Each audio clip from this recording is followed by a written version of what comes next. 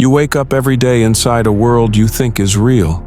The sky above you, the ground beneath you, the laws of nature, the people you meet, the rules they make. All of it feels fixed, permanent, and true. But what if I told you that everything around you is part of a false program, a trap, a matrix designed to keep you blind?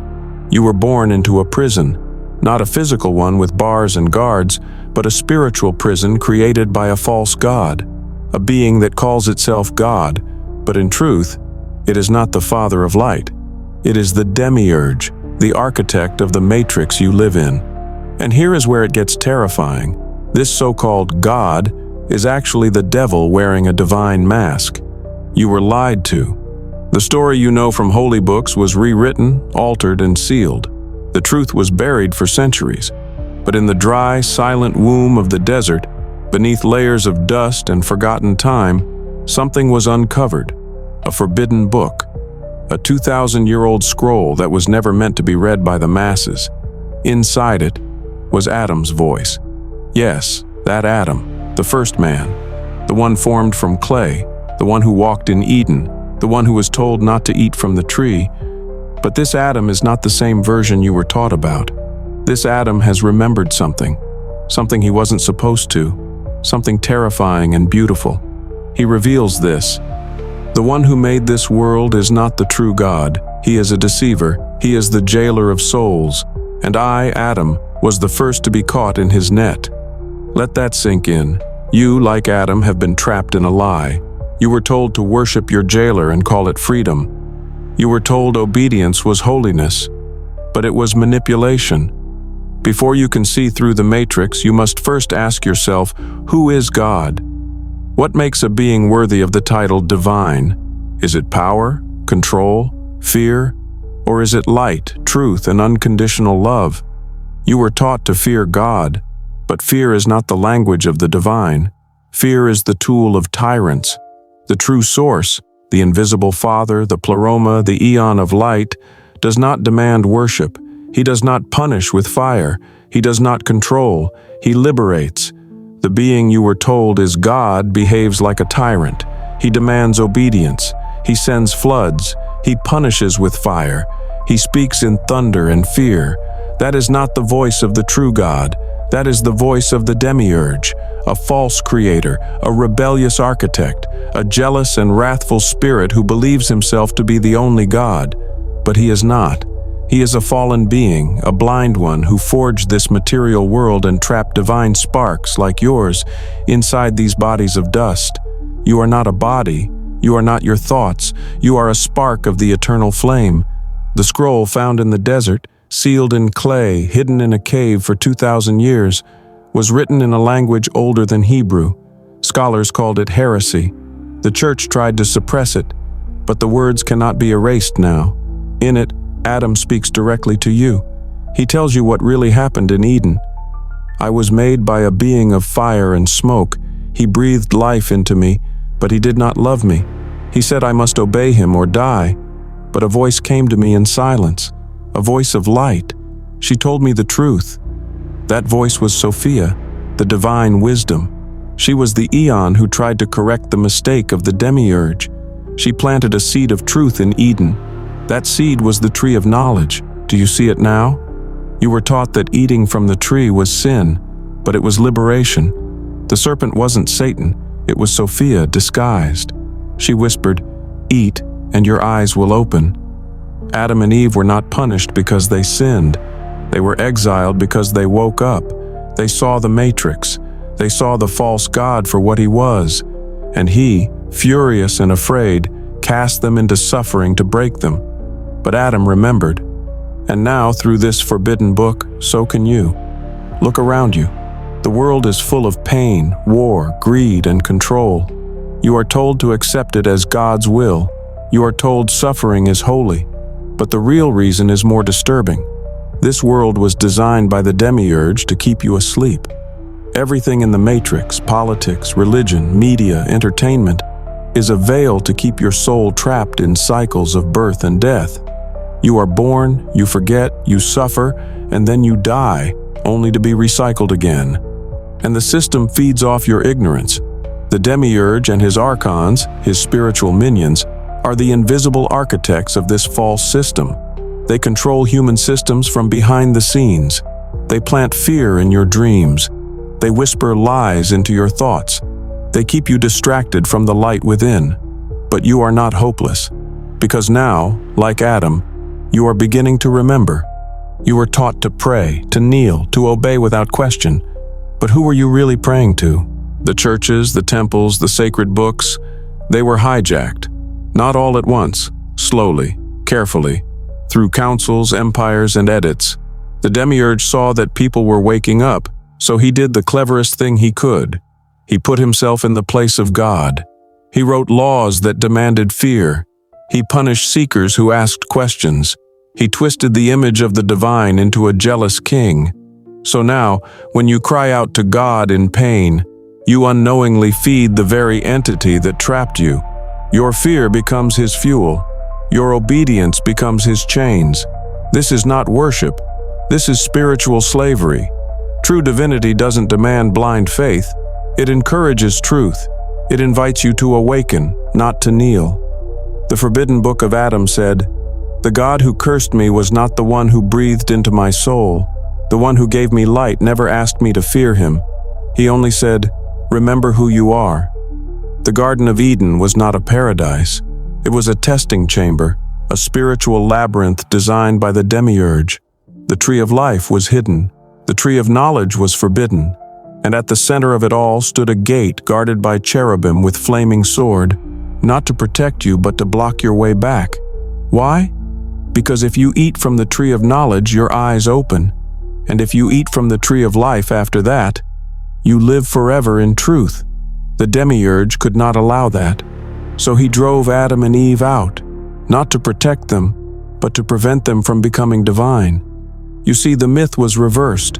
What they called the fall of man was actually the first rebellion against the false god. It was the first spark of gnosis. And now, you are being called to pick up where Adam left off. The Matrix teaches you to identify with your body, your name, your job, your gender, your tribe. But all of this is noise. It is the clothing of the soul. You are not what you see in the mirror. You are a divine spark, a piece of the pleroma, the realm of true light. You came from a place where there is no time, no fear, no death. You volunteered to enter this false world, not to worship it, but to remember yourself and escape it. You are not a sinner. You are not broken or unworthy. You were made to forget your origin so the game could feel real. But now, like Adam when he ate the fruit, your memory is coming back. You are seeing through the illusion. You are beginning to feel the cage around you, and once you see the bars, you can plan your escape. The demiurge did not work alone. He created beings called archons, rulers of systems, invisible lords of power. These archons are not human. They are spiritual parasites. They whisper into the minds of kings, popes, presidents, and generals. They rule through fear, through money, through lies. They feed on your ignorance. Their greatest weapon is distraction, entertainment, politics, endless scrolling, false religion, war. They don't care what you focus on so long as it is not your soul. They fear only one thing, a human who has awakened to their inner divine spark. The Book of Adam warned, "The rulers of the world wear flesh as masks. They control your dreams, but if you see them with eyes of fire, they flee from you. They cannot stand the light you carry. You carry that light now." You may ask, if the demiurge made the world, who planted the seeds of truth? That was Sophia, the divine eon of wisdom. She saw the prison and wept.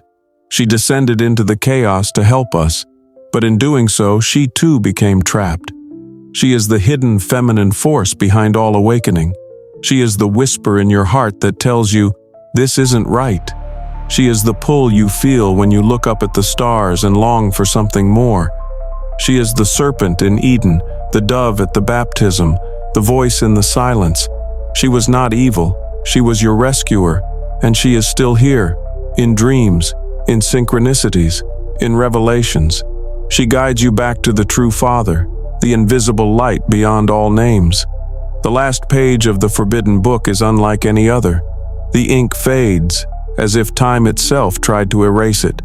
But one phrase remains, burned into the ancient parchment like fire. You are not fallen. You are forgotten. Wake up. You are not a mistake. You are not abandoned. You are a soul trapped in a divine dream, manipulated by a counterfeit God.